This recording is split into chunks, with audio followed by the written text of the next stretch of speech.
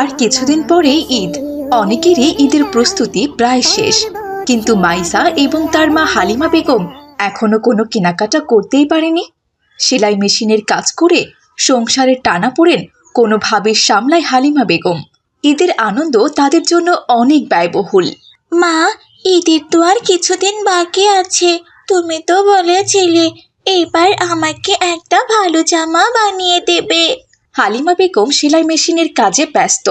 তাদের ঘরটা খুব ছোট, তবে অনেক যত্ন নিয়ে সাজানো।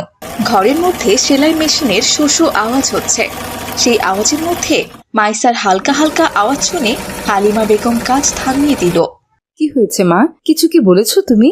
তুমি সারাদিন শুধু অন্যদের জামাই বানিয়ে দাও, আমার চিন্তা কখনোই করো না তুমি। সবকিছু তো তোমার জন্যই করি। এই জামাগুলো বানিয়ে দিলে কিছু টাকা আসবে, তা দিয়ে ঈদের জন্য সেমাই আর চিনি কিনে আনবো। আমি সেমাই চিনি খাবো না মা, আমার এবার নতুন জামা চাই। আগের বছরই তো নতুন জামা বানিয়ে দিয়েছিলাম। মা, আমি এবার কেনা জামা নিতে চাই। হায় আল্লাহ, তার তো অনেক দাম। এত টাকা আমি এখন কোথায় পাবো মা? আমি জানি না, আমি এইবার কেনা জামাই নেব। মহল্লার সবাই তো আমার কাছেই জামা বানিয়ে নেয়, আর তুমি কিনা বাজারে জামা কিনতে চাচ্ছ?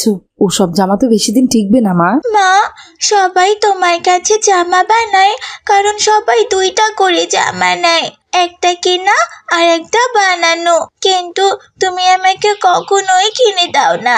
এই বলে মাইসা সেখান থেকে রাগ করে চলে গেল। বাপ মাওরা মেয়েকে অভাবের মধ্যে মানুষ করছে হালিমা বেগম। মেয়ের এমন আবদার শুনে বলল, হে আল্লাহ, কোনো একটা উপায় বলে দিন। মেয়েটা এবার নিজের পছন্দের জামা নিতে চায়, কিন্তু আমার তো সেই সামর্থ্য নেই। এই বলে হালিমা বেগম আবারও সেলাই মেশিনে কাজ করতে শুরু করলো। কাজ করতে করতে চোখ তুলে দেখলো প্রতিবেশী রেহানা ভাবি আসছেন, হাতে একটি জামার কাপড় এবং চোখে মুখে আনন্দের ছাপ। আসসালামু আলাইকুম চাচি, কেমন আছেন? ওয়ালাইকুম আসসালাম। আলহামদুলিল্লাহ, ভালো আছি। বসুন ভাবি, দাঁড়িয়ে আছেন কেন? হালিমা বেগম তাদের বসতে দিল। ঈদের প্রস্তুতি কেমন চলছে ভাবি? ঈদের প্রস্তুতি আর কোথায় ভাবি, সেলাই মেশিন চালিয়ে কোনো রকম দুমুঠো ভাত তুলে দিতে পারি মেয়েটার মুখে। চিন্তা করবেন না ভাবি, আল্লাহ তাআলা আপনাদের সহায় হবেন ইনশাআল্লাহ।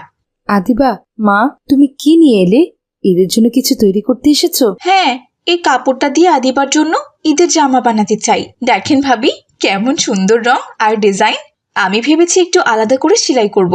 আপনার সেলাইয়ের স্টাইলটা যে খুব ভালো হয়, তাই আপনার কাছে আমি চলে এলাম। মাশাআল্লাহ, এই কাপড় তো বেশ মানাবে আদিবার গায়ে।